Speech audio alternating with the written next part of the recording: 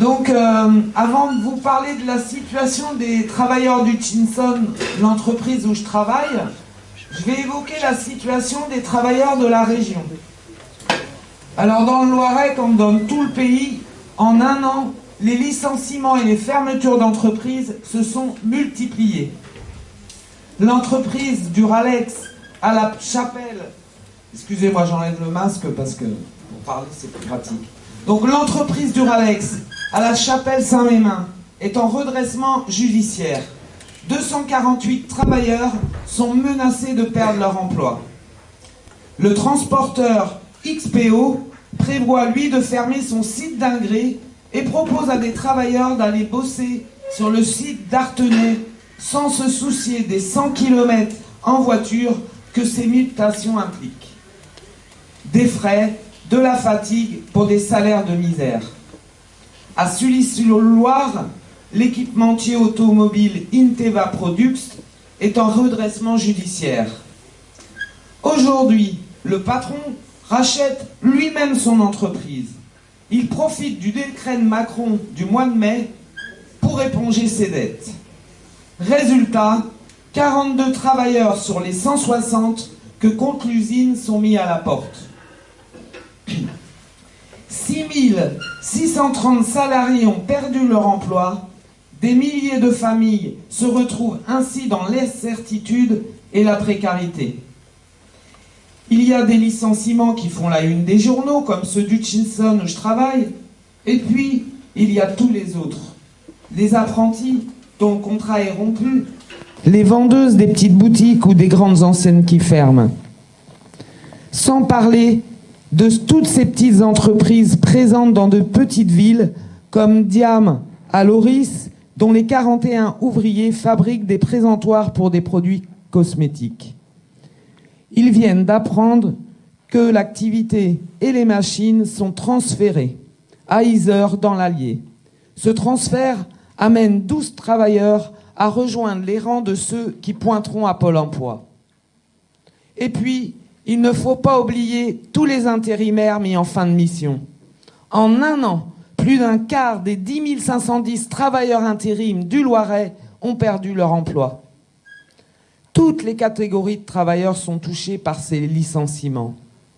Ainsi, Servier, tristement connu pour le scandale du Mediator, et qui emploie plus de 800 travailleurs dans le Loiret, dans l'agglomération d'Orléans, veut réorganiser sa R&D, recherche et développement, et supprimer 287 postes parmi les ingénieurs et les cadres qui se pensaient jusqu'alors épargnés. Les travailleurs de Delpharm, entreprise pharmaceutique, connaissent bien ces réorganisations consécutives à de multiples fusions et rachats. En quelques années, ils ont eu droit au défilé des grands groupes. Johnson & Johnson, Pfizer, Famar et aujourd'hui Delpharm. Bien que l'usine d'Orléans ait généré à elle seule plus de 7 millions de bénéfices en un an, Sébastien Aguetan, le patron et actionnaire principal de Delpharm, estime que les travailleurs sont trop payés et ne travaillent pas assez. Aussi, il veut instaurer les équipes en 3-8 et supprimer toutes les pauses et le temps d'habillage que les travailleurs avaient imposé comme étant du temps de travail effectif. Face à cette attaque d'ampleur, l'indignation est grande et la colère s'installe, aiguisée par le chantage patronal. Selon le patron, si les conditions qu'ils veulent imposer n'étaient pas acceptées, les travailleurs perdraient encore plus. Eh bien, dans les rangs des travailleurs, les discussions vont bon train et nombre d'entre eux savent qu'ils doivent d'ores et déjà se préparer de manière consciente et déterminée à contrer cette attaque. Oui, il en faut de la détermination pour contrer les mauvais coups des patrons. Depuis mardi, les ouvrières et les ouvriers de l'atelier flexible à Hutchinson sont en grève contre la fermeture de leur atelier.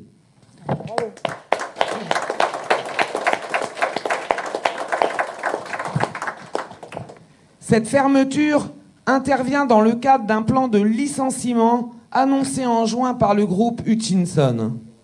En France, cela concerne près de 1000 travailleurs. Dans la région centre, ce sont 400 suppressions d'emplois annoncées. 97 à Joué-les-Tours, 17 à Fleury-les-Aubrais, situé en face de la salle, 49 à Châteaudun, 23 à Vierzon, 10 à Briard et 196 à l'usine de Chalette-sur-Loing, auxquels il faut ajouter les centaines d'intérimaires qui ont été virés. Alors la direction se vante que ce n'est pas une fermeture totale de l'usine comme à Bridgestone, et que cela se fera par une rupture conventionnelle collective sur la base du volontariat. Mais en réalité, c'est un plan de licenciement déguisé, car tous les départs ne seront pas remplacés. Alors, elle trouvera sans doute des travailleurs qui, après toutes ces années de travail à s'user la santé, n'ont qu'une seule envie, c'est de partir. Mais les sommes proposées sont loin du compte, d'autant plus que la plupart ne toucheront que des toutes petites retraites dont les montants sont à des années-lumière des bénéfices réalisés par Total et Hutchinson. Parce que pour rappel, Hutchinson, ça appartient au groupe Total. En 2019, Hutchinson, c'est près d'un demi-milliard de profits. Total, lui, c'est 10 milliards, dont 8,5 reversés aux actionnaires. Alors, beaucoup dans l'usine se rappellent qu'en plein confinement, Total et Hutchinson ont renoncé aux aides de l'État afin de pouvoir verser 1,3 milliard d'euros à ses actionnaires.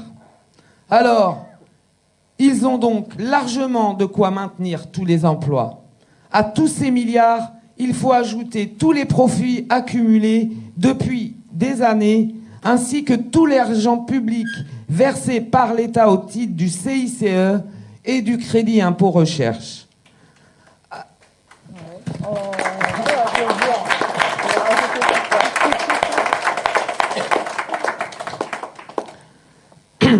Alors nous sommes en droit de leur demander des comptes. Mes 70 camarades de l'atelier flexible qui ont engagé le combat pour sauver leur emploi ont 1000 fois raison de ne pas vouloir être traités comme des pions.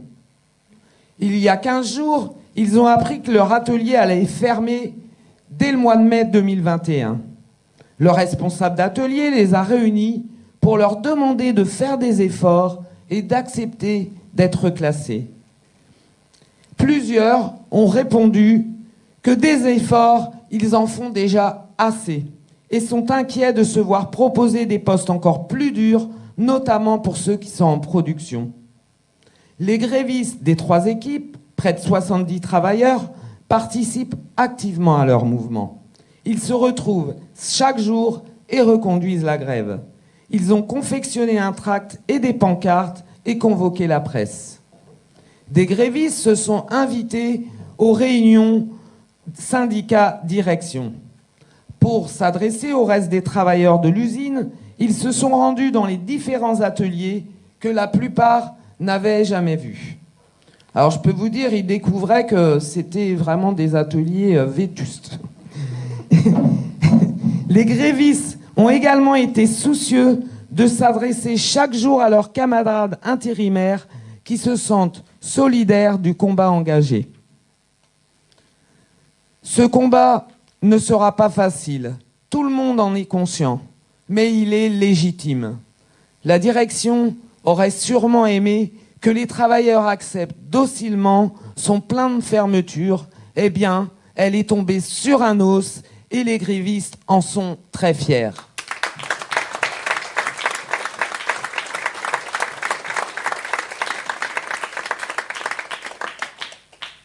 Une ouvrière engagée dans le combat a dit à ses camarades, je la cite, « C'est aussi une question de dignité ». Cette dignité et l'esprit collectif qui s'exprime dans cette grève a gagné le cœur et la solidarité de certains chefs et techniciens que la direction pensait acquise à sa cause. La direction a tenté de faire le travail par des techniciens des prototypes et recherche et développement, mais la majorité a refusé. Et les responsables qui s'y essayent ont bien du mal à faire redémarrer les robots à la place des conducteurs de ligne. Un responsable a mis 6 heures pour mettre en route un robot, alors que ceux qui le font d'habitude mettent 5 minutes.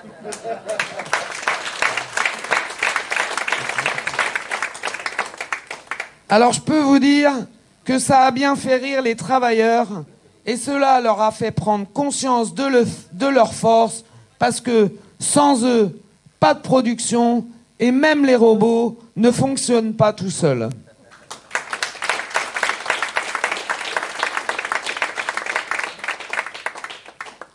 Alors la direction, elle a aussi cherché à désamorcer la colère en proposant une prime de compensation pour le transfert vers d'autres ateliers.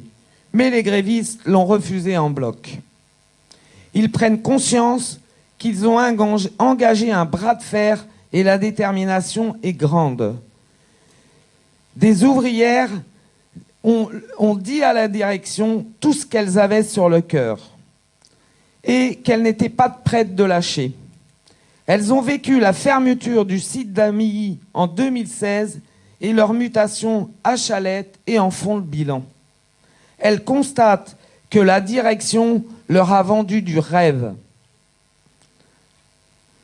En même temps, elles ne se laissent pas impressionner par le refrain patronal concernant les difficultés à diriger et gérer une entreprise comme Hutchinson. Les pauvres. L'une d'elles leur a répondu « Mais qu'est-ce que vous croyez? Faire vivre notre famille avec les salaires qu'on a, eh ben c'est bien plus dur que gérer une entreprise. »